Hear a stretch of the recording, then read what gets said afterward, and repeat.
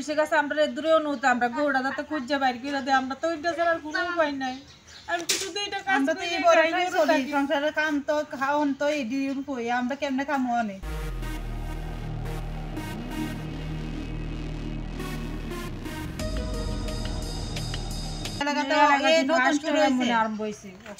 মানে কালকার থেকে এমন শুরু হয়েছে আর কি আর আগে কোনো সময় এমন হয়েছে না